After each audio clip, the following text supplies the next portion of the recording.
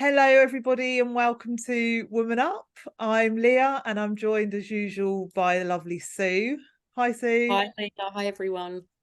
And we're really excited to have Jasmine Sussex with us. Hi, Yes. Jasmine. Thank you for having me. It's lovely to talk to you both. Thank you for coming. Great to have you here.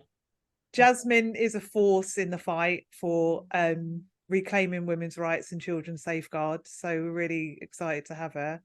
She's a breastfeeding expert. She was sacked from the ABA, or the Australian Breastfeeding Association, for refusing to go along with the gender neutral language that we're all expected to go along with these days, and has been in trouble for basically going against the notion that men can breastfeed. So it's hard to believe that the woman who is saying that men can't and shouldn't breastfeed, and woman who speaks out against that, is the woman who gets in trouble. But me and Jasmine connected earlier this year because we both got in trouble together. And naughty, you lead me astray, Leah. I'm onto you. It's been said before. But no, we got in trouble because we both shared a story about a man in Brisbane who attempted to breastfeed his newborn baby. And we pointed out the obvious ethical, moral problems with men trying to breastfeed. And that led us both being reported to the E-Safety Commissioner and having our posts removed for going against Australian law, apparently. So that's how we became friends. I think they call it trauma bonding. But before we get into that, and we can get into all of that, I want to know how you first got involved with the breastfeeding world, and what was the environment like when you first got involved? Oh, it's really nice to think about what it was like back then. How long ago was it? So I joined the Australian Breastfeeding Association in 2004.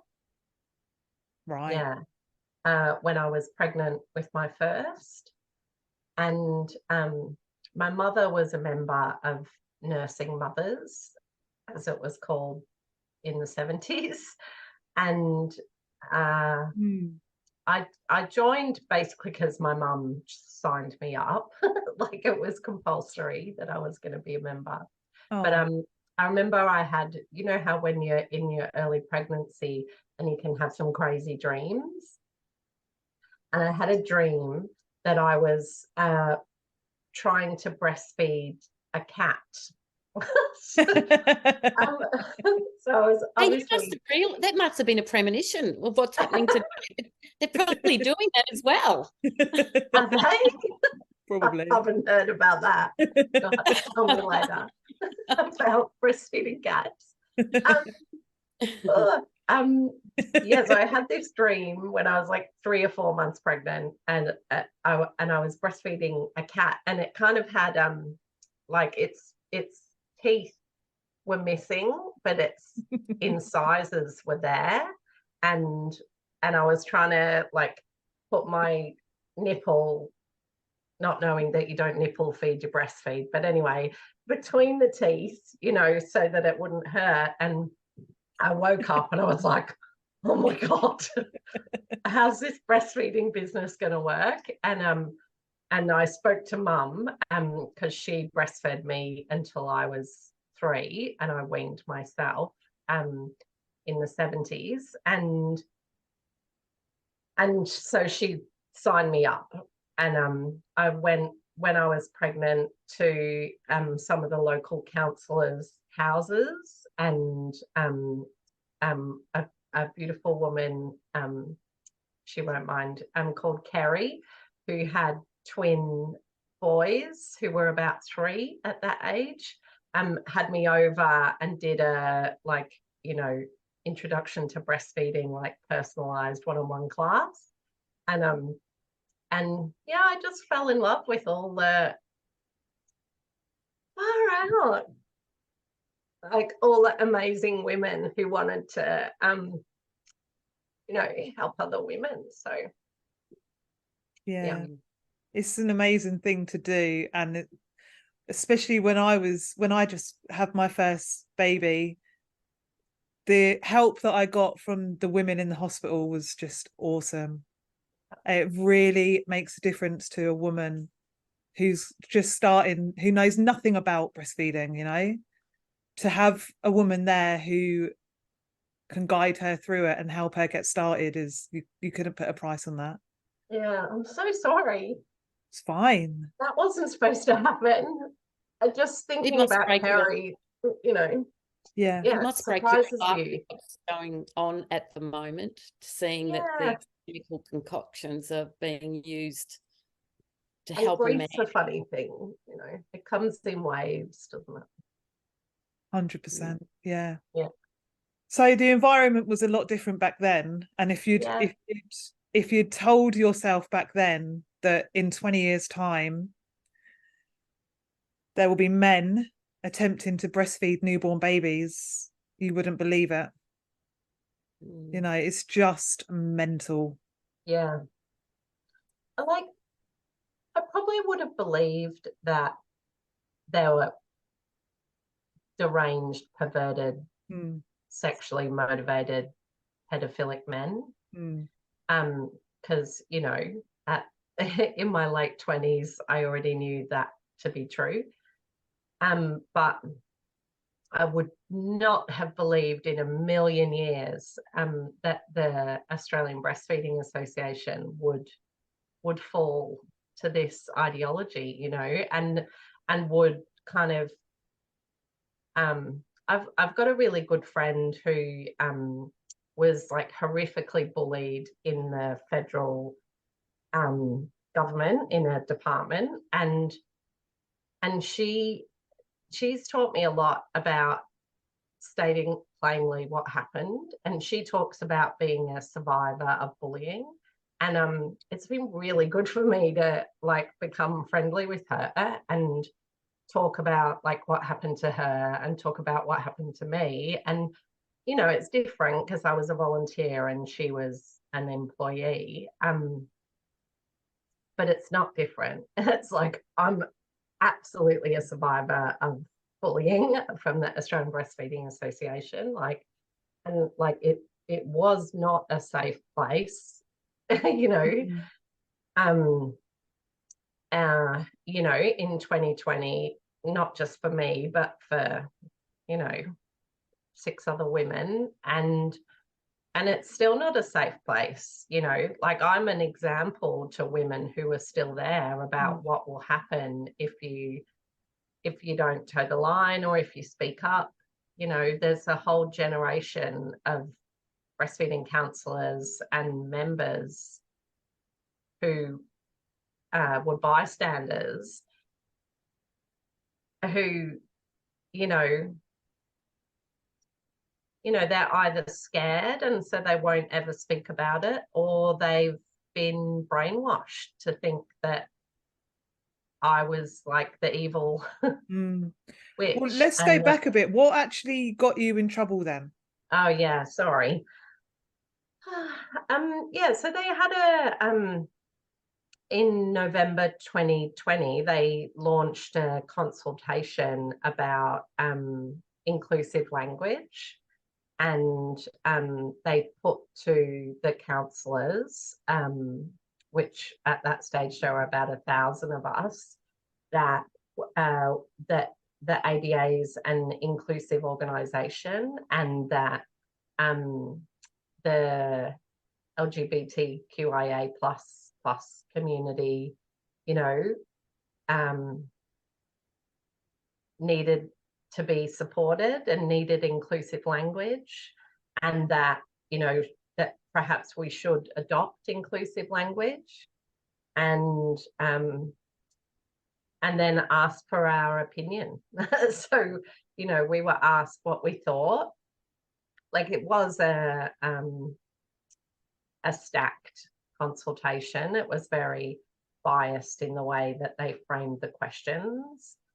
You had to be a little bit foolhardy or pig-headed like me to read the consultation questions or letters and respond honestly with what you thought, because it did smell a bit like a setup. But anyway, so I did with a whole load of others, and I just said, because it was just after I don't know if you remember, there was a kind of infamous case of African American lactation consultant who's done really good work with the African American lactation peer-to-peer support community in I can't remember which state she's in. It's like Chicago, I think. But anyway, and I won't say her name, but this lactation consultant had used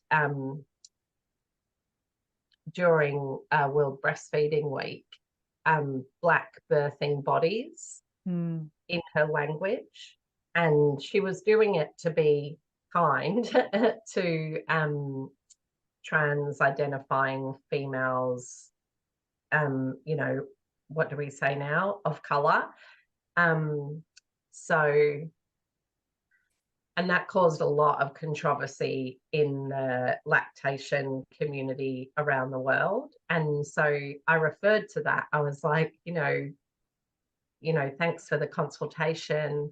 I'd be very concerned with, you know, any adoption of this Orwellian language that's used to, you know, disempower women and mothers and dishonor us, you know, language like Black birthing bodies, you know, uterus havers, you know, and I gave a list, and it was a pretty galvanizing list. Like, you couldn't read my post and not have an opinion for or against, which I think is what upset those who were pushing for inclusive language so much, because I was going to make them lose, I think. In retrospect, that's what it was about. Anyway, so they deleted the post and reported me, you know, like put me on mute kind of thing, and escalated me, and others spoke up as well, including some of the like paid staff and some of the leading academic and midwifery women within the ABA. And they were all punished as well? No. So depending on who you were, basically, and they needed some sacrificial lambs was up, you know, if I look back now, what happened? Why did they come for me and the others and not others? I think that's why. So anyway, so it went on for months, but and then at the end of January and early February, so from November to, you know, the next year, it finally came to a head. So the ABA had said, no, we're not changing our language. We're using language according to context, but we're not. That means pregnant women, breastfeeding mothers, parents. Like you could use parents in the context of parenting at night, which was a bit arguable, because in a breastfeeding organisation, what are we helping women with? Breastfeeding at night. So it's not nighttime parenting, it's breastfeeding at night, you know, with women. But anyway, they tried to kind of compromise with the zealots and the mother-centred counsellors with this trade-off, you know, sometimes, you know, and then it was supposed to be that sorry, I'm giving too much detail, but you know, in a counselling setting, you were supposed to obviously follow the lead of the mother or in the rare case that the mother felt she was a they or a man, then you'd follow their lead, you know.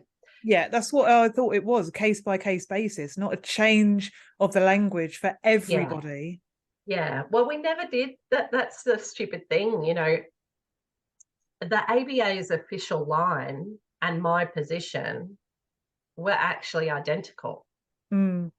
But the problem was that they wanted to change. So the ABA is the only peer-to-peer lactation organisation in the world that hasn't adopted more sex denialist language than the ABA. So Britain, Right.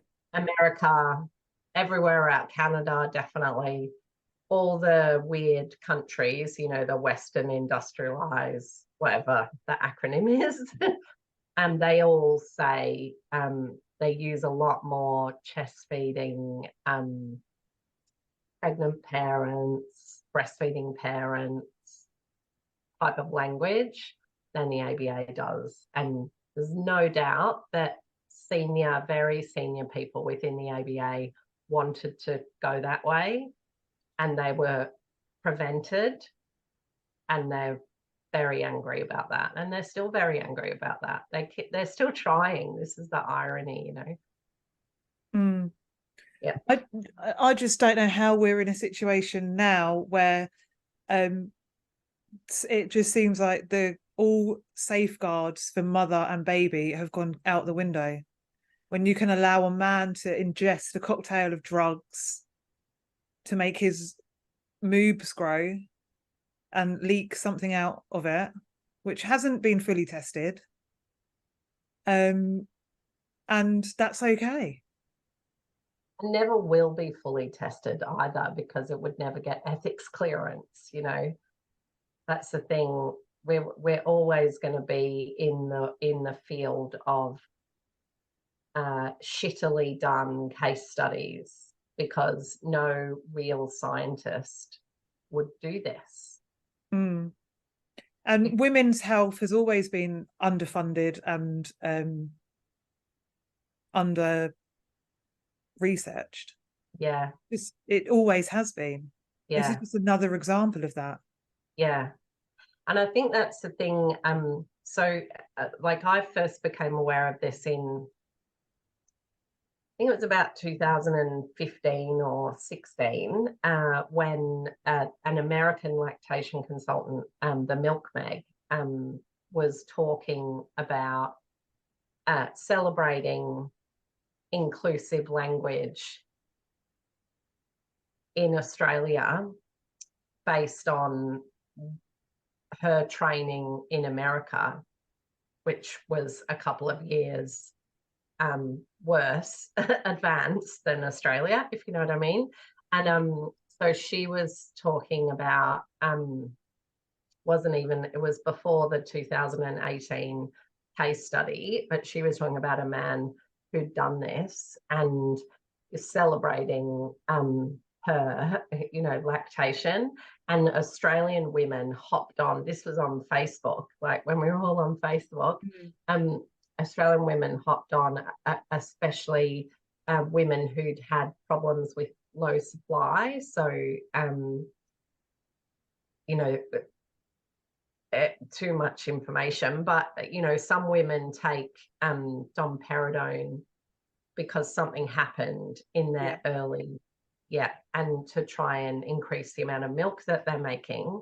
And one of the reasons they do that is this thing called insufficient glandular tissue, which is, as the name suggests, where, you know, the idea that something about the formation of women's breasts in very rare circumstances might mean that they don't have enough glandular tissue to make a full supply for their baby.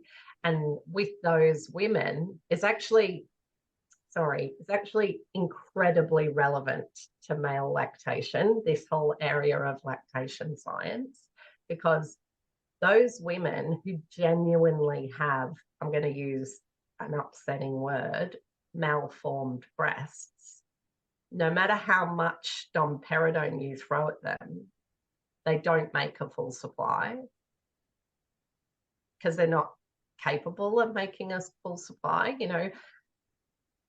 So anyway, the Milk Meg, in her, you know, Californian or wherever she's from, wisdom, was celebrating, you know, men lactating, and these women who have genuinely physiologically never been able to fully breastfeed their babies were angry with her, so angry, you know, and they said things like, it feels like a slap in the face, you know.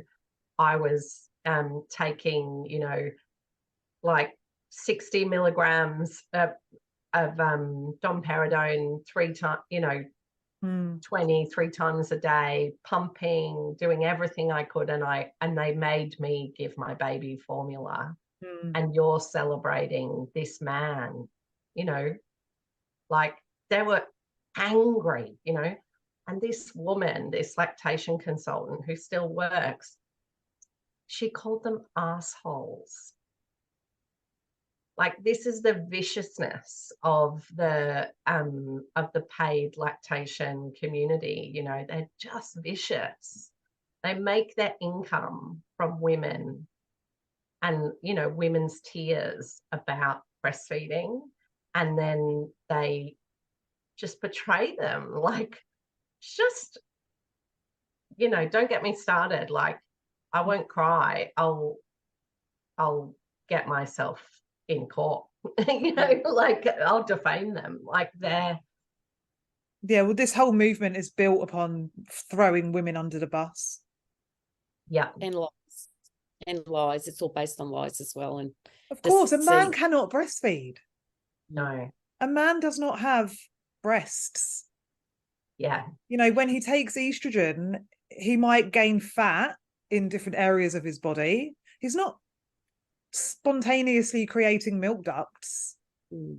Yeah, I mean, it's interesting because, like, this is why the insufficient glandular tissue thing is so relevant, because, you know, when, like, you know, you've breastfed a baby, Leah, like, so you know the stages, you know. So when you got pregnant, you know, when you were a teenager, your breasts grew, you know. Every time you get your period, your breasts feel different. You know, when you got pregnant, specific things happened inside your breast, you know. When you gave birth and the placenta came away from, you know, the lining of your uterus, yeah, specific things happened yeah, inside your breast. Like, so just the arrogance of these men, especially your Queensland man, you know, who thinks that because he's been on estrogen for 18 months, takes a dangerous dose of domperidone and expresses for a couple of weeks, that he's making plenty, you know. Sorry, but like, what kind of like, no woman would ever boast about what amount of milk she makes in the way that these men do. Like, they just give themselves away. Like, women often put themselves down for not being able to make enough. I know. It's the opposite. We'll feel bad and guilty that, oh my God, is my baby getting enough? And these men are so arrogant that they think that, the tiny amount that I don't even believe it's milk. Whatever they're making, the tiny amount can actually be sufficient to nourish a newborn baby. It isn't. Yeah. Sorry, Sue. They don't even care about their baby so long as they're affirmed. So you know, who knows what sort of health, could be long-term health effects. Who knows? But they're prepared to do that. They will often say it's very affirming for me to be able to do this. I am working to induce lactation to be able to breastfeed our youngest child. Yeah, actually, Mommy Naomi, I've actually already successfully induced lactation. Like, I can actually make milk now, which has been a very interesting and very cool experience. It's like very biologically affirming too. It's like very biologically affirming too. Yeah, it's mind-blowing that they just do not put the infant's needs ahead of themselves. It's just disgusting. It really is. It is disgusting. Parent with their child. Yeah.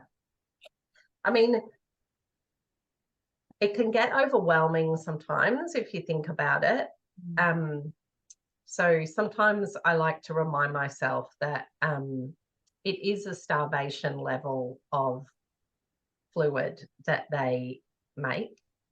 So, I mean, and that's horrifying enough, especially if the baby's put to the man's chest. You know, that's more horrifying rather than if it's expressed. For creating our family. Oh, I put it over here. The baby has been able to latch, but I've not been able to produce any milk. It's okay, because we're gonna supplement the feeding with formula so that my baby's still getting the nutrients that they need. I appreciate you so much for all your work. And I appreciate you also, baby. I couldn't have done it without you.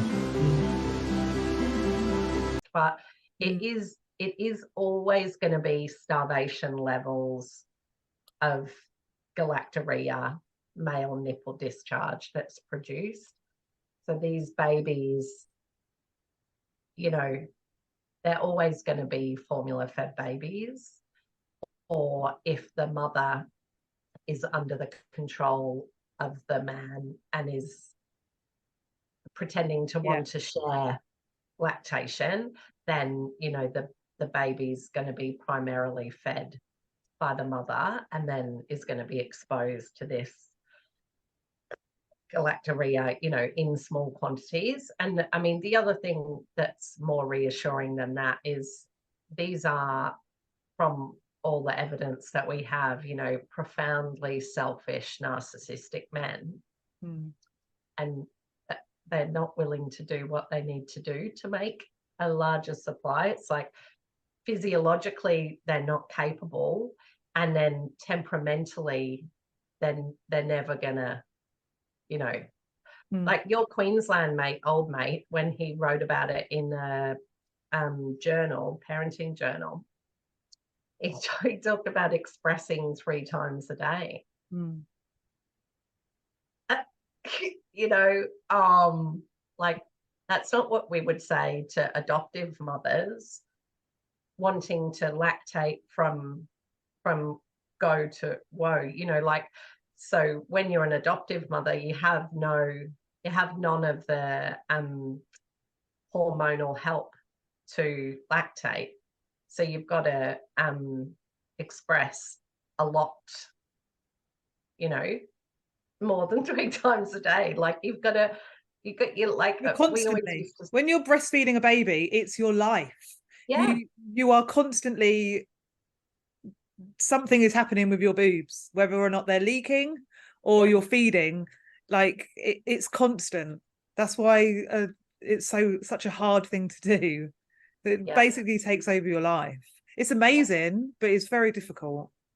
Yeah, it's all consuming. And I guess I'm just talking about that because, you know, like mothers are, you know, courageous and brave and brilliant, and they put their whole heart and soul into breastfeeding. You know, men are none of those things, and men who want to covet our,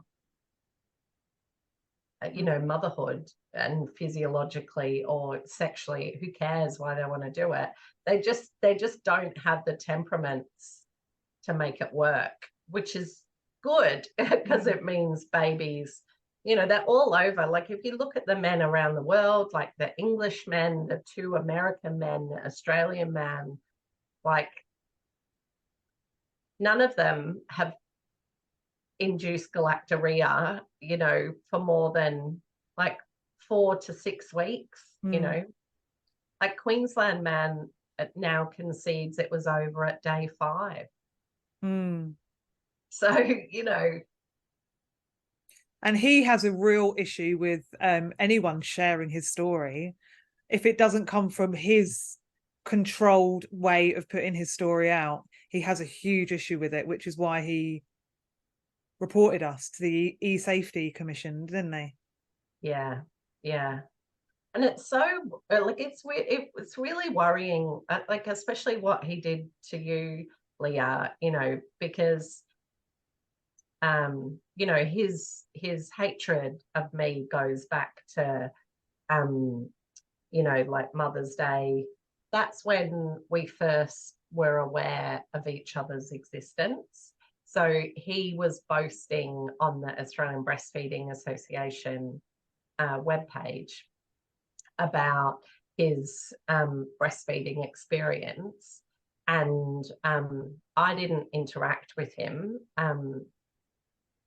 but other counsellors did, because he was boasting about inducing colostrum. He said that he colostrum fed his son, and other breastfeeding counsellors were explaining that that's not physiologically possible, that colostrum is only produced in the mother because it's related to the placenta coming away from the lining of the uterus.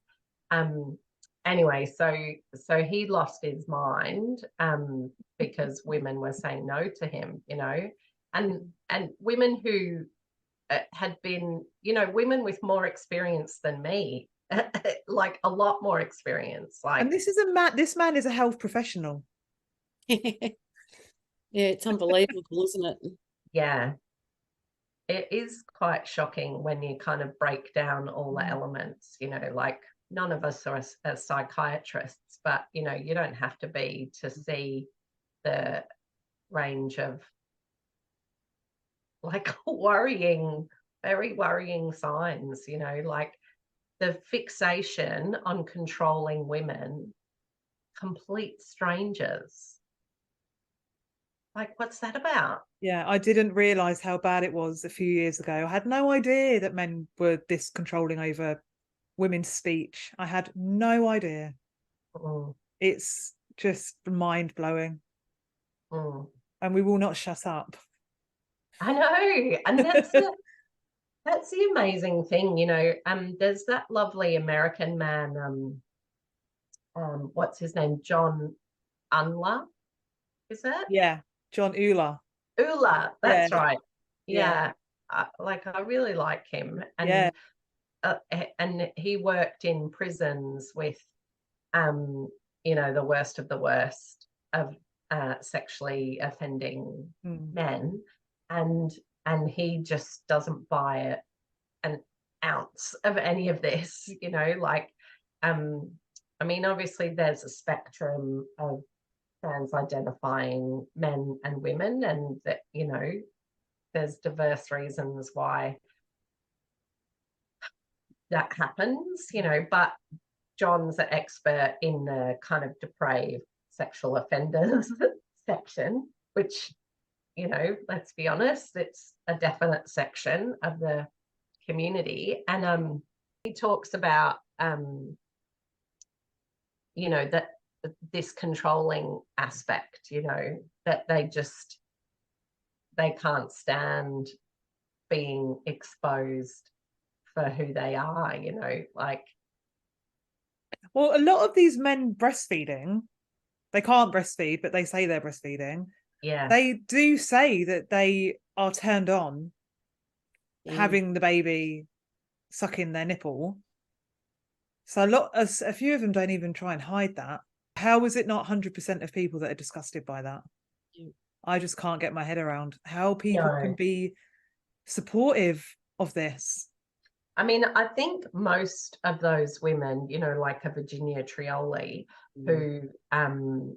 who try to frame this as, God knows, like a human rights issue, or, you know, that, like, she tried to say with the British Union bloke, Micah, was it, that you know, that when we're worrying about a mother breastfeeding her child, that we've got our priorities wrong. And, you know, she just refused to tell the truth, that he is a man and that he has got a, you know, he likes using nipple clamps on his nipples, he's that one. And it's just like, And that's all over the social media as well, that he loves that. Yeah. I mean, they're but I not think quiet about their she's fetish. like this. Yeah. Because if they acknowledged that that these men have admitted that they've got a nipple clamp fetish, or the American autistic bloke who's got a lactation fetish, you know, the one who's got the OnlyFans account, and he says he's a moo, you know, like he dresses up like.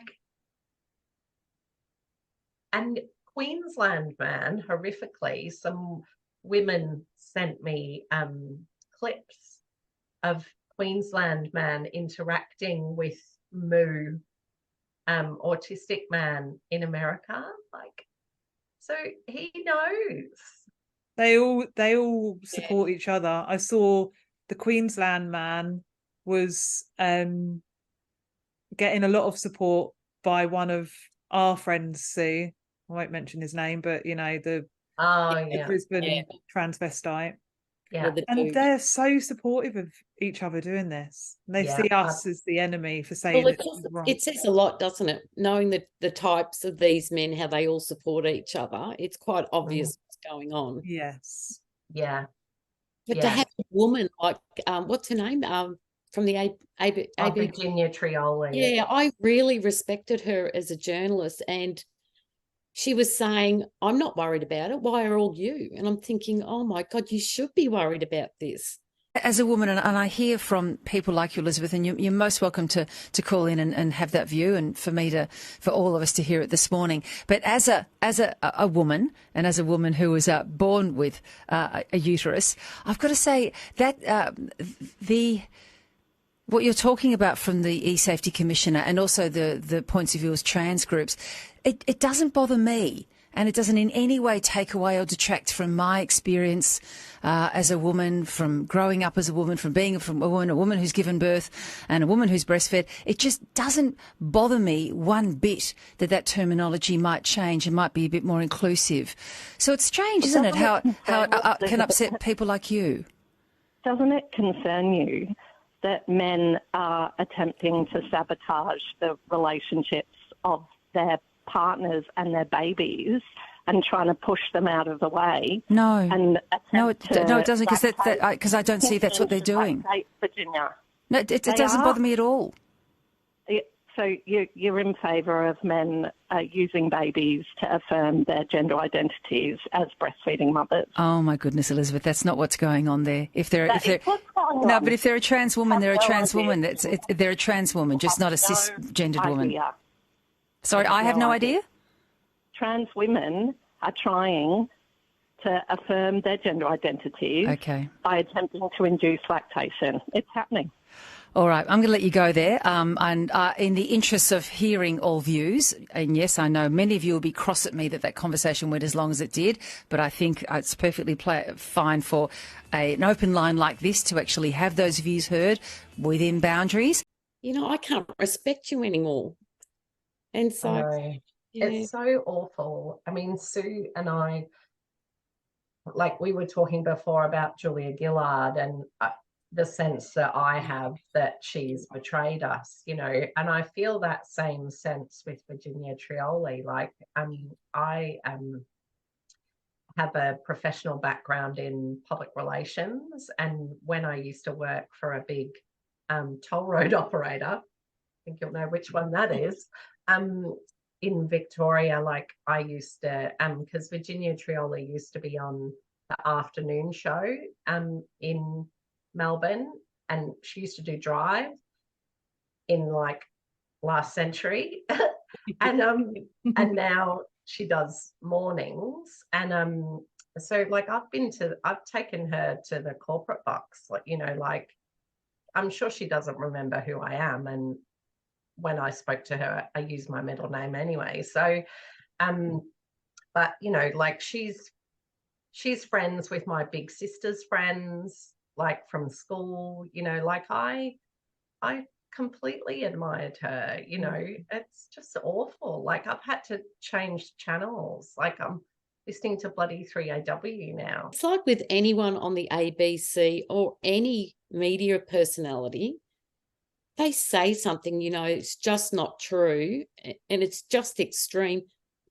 I just can't bear to watch or listen to them. No. To say that, for example, a woman can have a penis, we know that they don't believe that. Yeah. They know they don't believe it, and they're still willing to say it. Yeah. So weak. It is. So it weak. is. For people who have nothing, you know, Julia Gillard could live a very happy life in her lovely house with all her money. Yeah. Yet she's still sticking to this ridiculous lie. Hello, my name is Biddy O'Loughlin. Thank you for holding this event. What is a woman? And do you agree with Queensland's Attorney General Minister for Women, Sharon Fentiman, that trans women are women, and with the UK's leader of the Labor Party, Sir Keir Starmer, that some women have a penis? Look, I'm very happy to answer your question, but I do worry that, and I should just say, I spend around half of each year in the UK. And in the UK, this has turned into a kind of got you parlour game. So if you're listening to the radio, you literally, there'll be some person on there from London City Council who's trying to tell you why the traffic's not going to flow well that day. And the journo will be saying, and can you tell me what a woman is? To try and create these gotcha moments.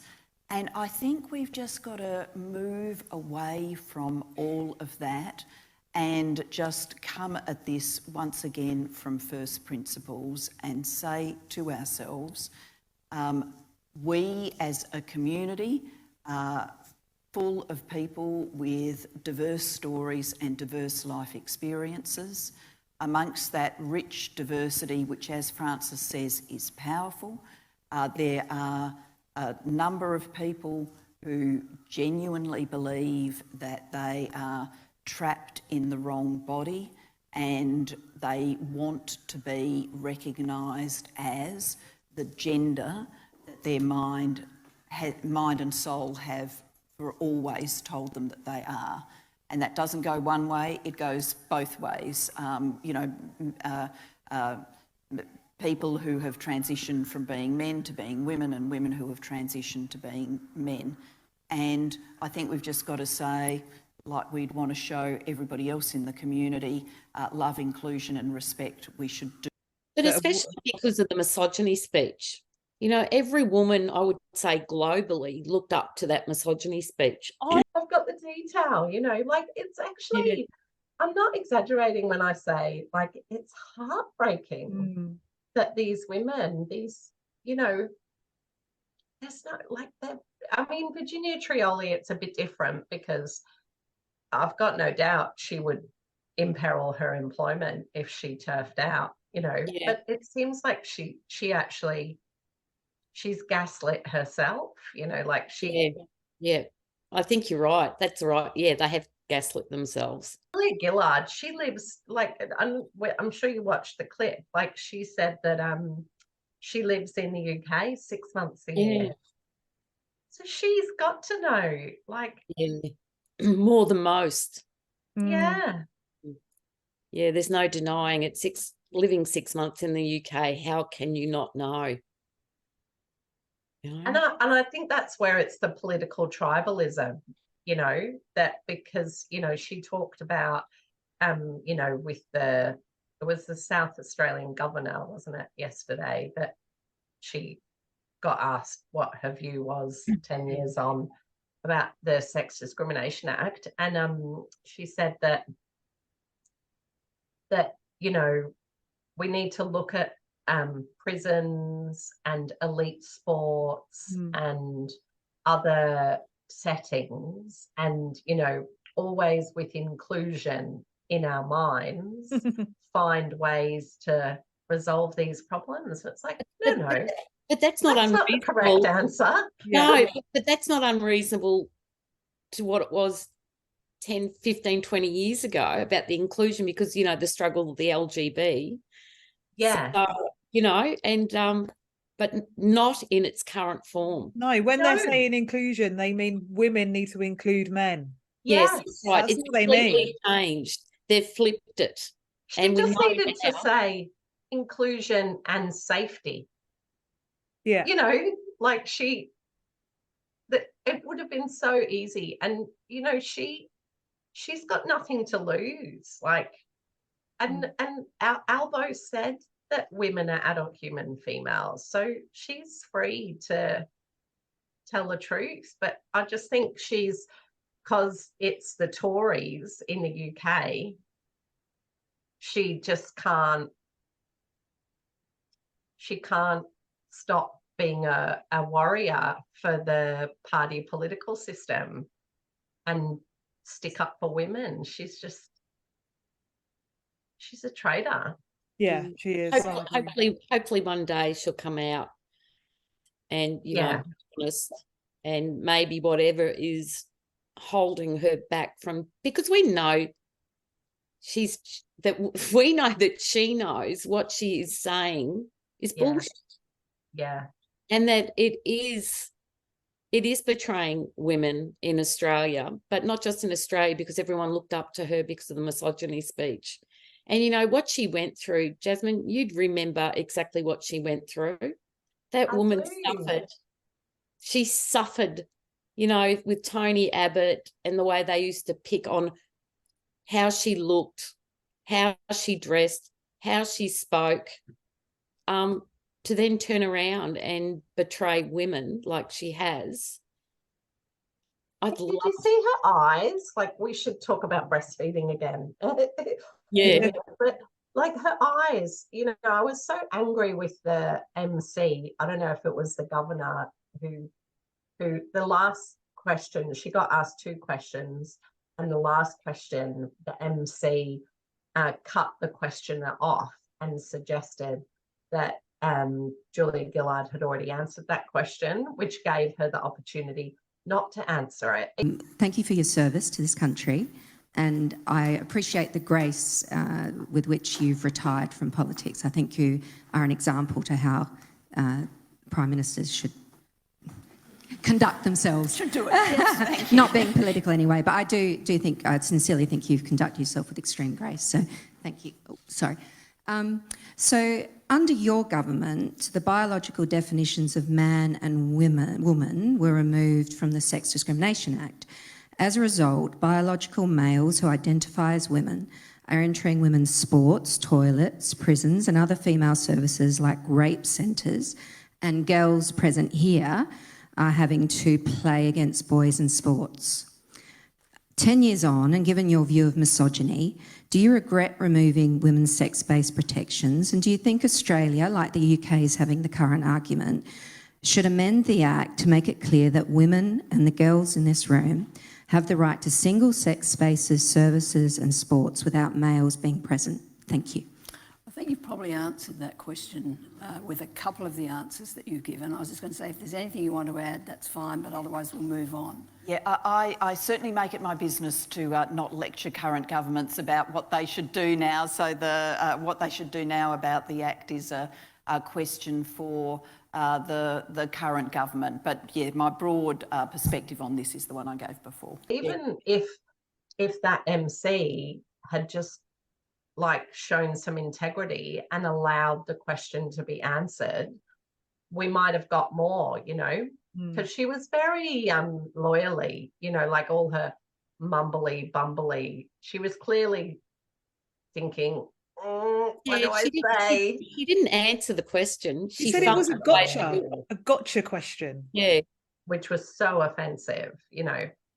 But then the follow-up question was the one that she didn't answer, which was perfect because it was about the SDA, you know, the Sex Discrimination Act. So anyway, I hope you're right. I'm sure you are right, Sue, that she will eventually be forced to modulate her position. But I just wish she'd done it yesterday. It's already too late now, in my opinion. The people need to come out now. Well, it's never too late. It's never too late. Well, it is never too late. you know, if she came out tomorrow, damage is being done every of day. course, but the damage has been done globally. Yes. I agree with you both. If you had someone like Julia Gillard come out, because in my heart, I don't want to think that she, even though she has, I want to think it's through fear, that she's fearful of how much she's going to lose. But she's got to do it. She's got to come out and tell us that she never supported it. And well, she could just say she didn't think it would lead to this. Well, I didn't. I think a lot of I don't think anyone did. That's Bernard Lane's position. Like because he put this question to her like 2 years ago, and her office declined to respond. You know, but he's you know, he's the consummate gentleman. Like he thinks that no one really realised. You know, that was this tiny community and no one knew. Like I believe in my heart, and I've said this now to a couple of current Labor politicians that you know, in writing, that I don't believe that they realised that men would use the Sex Discrimination Act to claim, get this, a non-discrimination human right for men to breastfeed on the basis of gender identity because they are women, you know, like that's what's happening. Yeah. And I don't believe they knew that. Who I'd like, who no one asks, is Mark Dreyfus, because he was the architect. He's the one that pushed it through. He's now pushing other things through because he became the Attorney General again in 2022. So we should ask him. Yeah, but no one seems to mention him. And, you know, when they talk about this, but if you go through the whole time that it was introduced to government, he's all over it. Yeah, he's the nasty. He's like the Svengali or the... He's the Shannon Fentiman of the federal government when, there's, you know, like we don't turn around and go, we'll go, okay, well, Anastasia Palaszczuk, but it's always Shannon Fentiman. It's always Shannon Fentiman. She was the architect when she was the Attorney General. Yeah, you're right. But Mark Dreyfus, I've never heard his name mentioned. It's only because I did a bit of research and, you know, like with the date that the bill was introduced, you know, and all that sort of thing. And now he's still the Attorney General. I want to know from him. And, you know. I've heard his name mentioned a lot. Like in Turkey circles. Like, he is the evil man. But I think it's the heart. The evil man. Julie, you're laughing at me calling him evil. No, because I think Shannon Fentiman's evil. Oh, yeah. You know, that sort of thing. Because, you know, as a constituent, I met with her and I was hoping when I met with her that I would see some inkling that she thought, okay, you know, you've got concerns, you know, that she would, but she didn't. She doesn't give a shit about us. But if she was objectively, it's ridiculous. It's disgusting. I mean, if she was sitting in a room with a man who was trying to breastfeed a baby, men can't breastfeed, but trying, she would know that that's child abuse. Well, she would know. It is child abuse. Well, it is. Yeah, so especially the ones with the sexual fetish. Like you, Jasmine, once said that they're not all like that. A lot of them just, well, I don't know if it's a lot or whatever, but it's not all sexual fetish. But the ones that it is a sexual fetish, they're doing this to their own child to get off. And you just think, is there anything more disgusting? Yeah. And what's horrifying about those men is when you say those things, not that you can ever get close enough to say them to them directly, although other women do, and hats off to them when they do.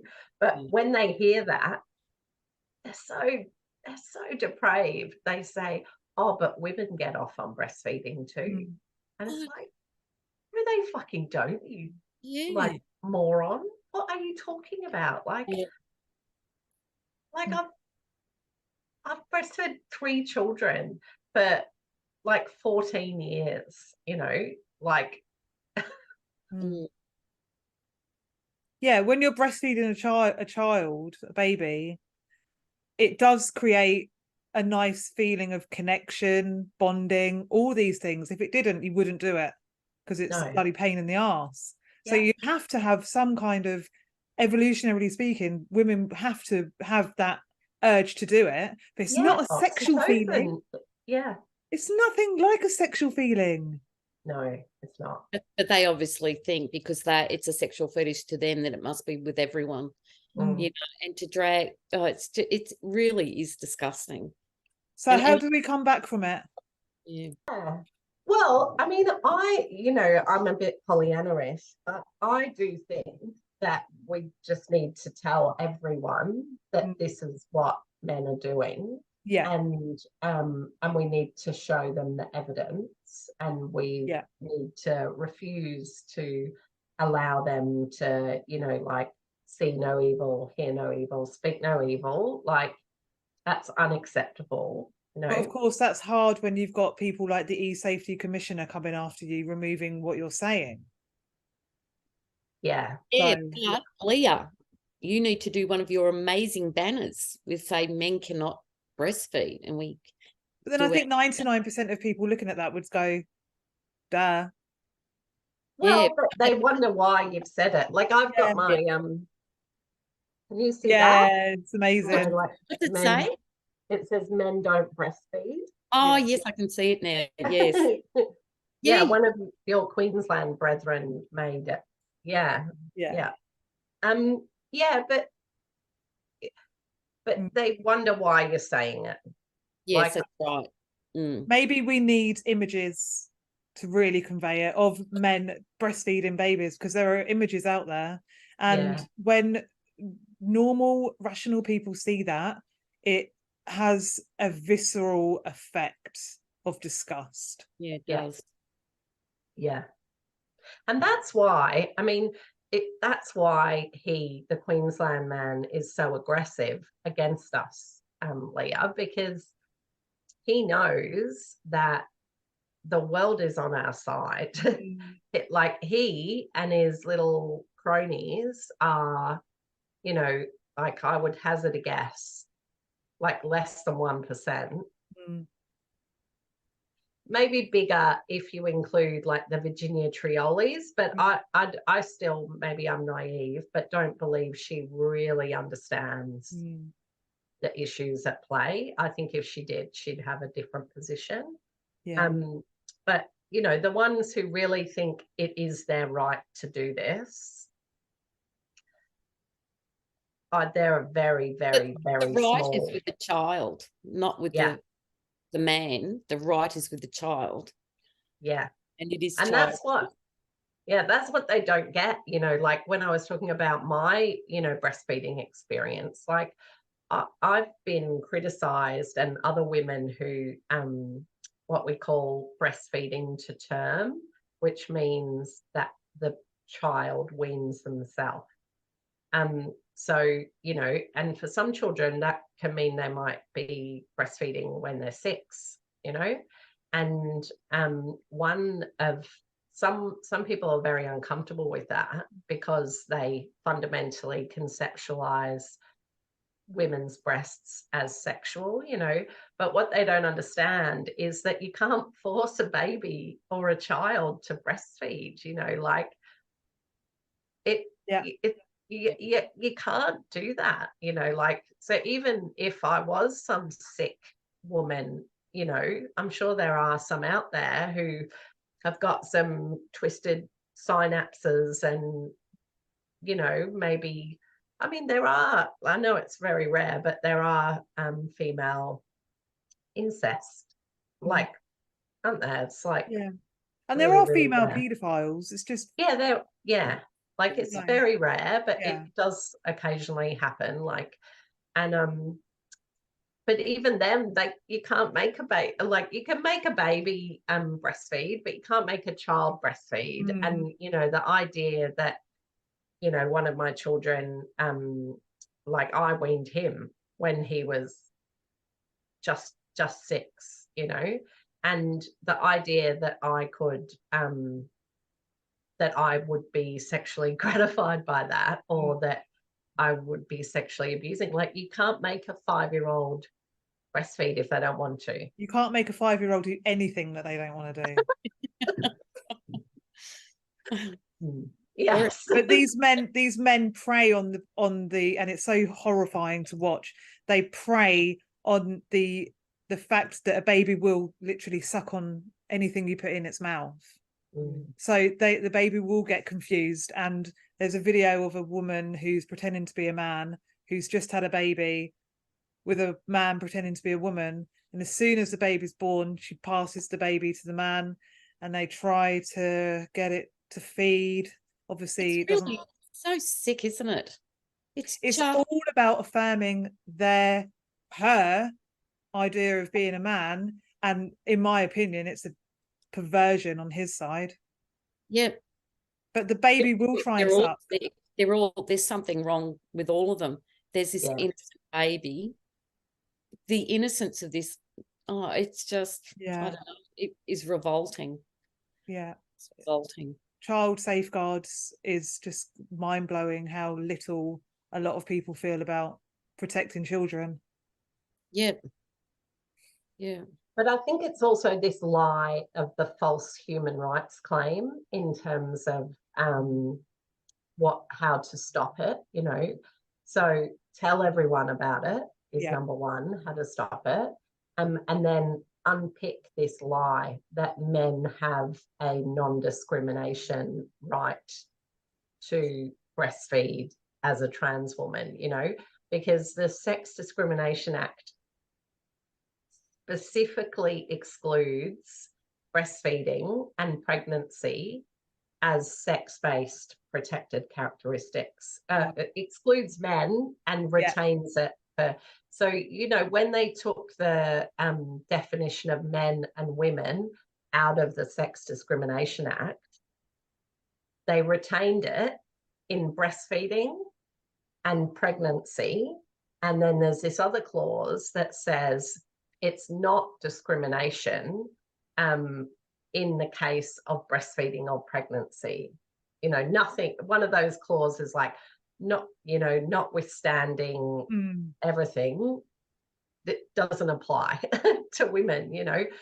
So, you know, and I think that's the thing that a lot of these, you know, human rights numpties and, you know, public servant, I'll use a polite word, public servants who are misguided and have spent too much time doing their training with ACON, you know, they genuinely believe that they're legally required to treat men as women in all circumstances, including breastfeeding and pregnancy. But, you know, it's like with social work, you know, like they never read the file, and that's why children die. It's like, read the legislation. It's one of those things, it's one of those things yet again that people think is just the law now. Like sex self-ID hasn't actually been passed in Queensland. It's been passed, but it's not law. But,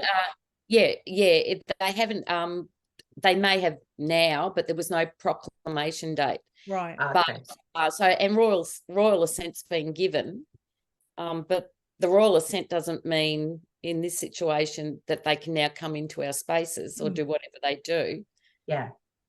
But the point is, it doesn't apply to breastfeeding and pregnancy. Like I know I'm a bit obsessed, but I'm just going to say it again. Doesn't apply to breastfeeding and pregnancy. So, you know, Sal's court case is awesome and more power to her, but the legislators excluded sex self-ID from breastfeeding and pregnancy. We are protected despite the goddamn ABA and the goddamn health department and all these disgusting people who've sold women and babies down the river. It's unlawful, all of it. It's like they don't care about the rules or the guidelines that have already been set up. As we found out, Sue, they're performing double mastectomies on minors in Queensland. People say it doesn't happen on minors, it's against the law, but these people don't care about that. Well, in Thailand it is, but in Australia it's not. Yeah. So you just think, what the hell's going on in this country? You know. Thank you so much for your work on all of that, Leah. Like, it was just such important work, and you know, it's like so great to have Gillian come in and, you know, provide further authority to your investigative journalism, you know. Yeah. It was good to have that, but it was also great because we had a few other women that came and we all did a protest outside the plastic surgery. So yeah, but without you doing what you did, Leah, and getting it recorded, we couldn't have done that with the credibility that we had. And you need to be really proud of what you did there. You do. So, yeah, really, yeah, you do. It was a many woman effort. So oh no, Leah, you but you rang her, you know, you rang them, you got the evidence, you know. Anyway, we'll stop embarrassing you. Our actions that came from that, we could stand there and go, no, you know, before they'd come up and you go, okay, well, we've got no evidence. But now we have, and they can't deny that. So that piece of evidence is just incredibly valuable. And I think everyone is so grateful to you, Leah, for doing that. I know I am. So the takeaway is just to inform people, let them know what's happening, and just not to shut up about it, I suppose, hey? And keep doing what we're doing. Like, women are powerful, and you just need to tell everyone you can, and you know, not let it rest. Like, we'll just keep going until we make it stop. Yeah. Oh, well, look at what we've done throughout history. Men don't realise how strong we are. Because to get where we got to before this rubbish entered the scene, nothing was handed to women. No, nothing. On a platter, you know. Nothing. Yeah. And I'd like to know how many trans women were standing there fighting with women when we were back in the day, 100 years ago. I bet there wasn't any. I mean, even like, I think it was at the end of high school, or maybe it was early uni. So in like the early to mid 90s, I went on a protest with my mum in Melbourne for the liberalisation of the abortion laws. And like, it was really fun going on a protest with my mum. And, you know, we did that thing where, you know, like, women lie down on the floor and they draw chalk around them to, you know, represent, you know, deaths from, you know, when abortion was fully criminalised. And, you know, were there any men pretending to be women there? No, you know? Like, they've got no shame, you know, like, that legislation in New South Wales where they removed women from the abortion legislation, like, a few years ago, you know, and they've done it in Queensland too. Like, they've just got no shame, these men. They've never had to fight for anything. Yeah. They don't understand. They've never had to fight for anything because they've always been given everything on a platter. And so they don't understand how strong women are, and how much women fought throughout history to get us to where we were before men decided to say, okay, we'll fully oppress them by saying that we're women. We'll completely oppress them. Yeah. And more court cases. That's the other thing we need. Yeah. More court cases. Yeah. All right. Well, on that note, I think we've said enough. You're a wealth of knowledge. You really are, Jasmine. It was such a delight to have you here. Well, thank you. My pleasure. And I might see you both tonight at WDI. Yes. Hopefully I'll be back in time. Yeah. Okay. Looking forward to it. Thanks. Thank you. Yeah. Bye.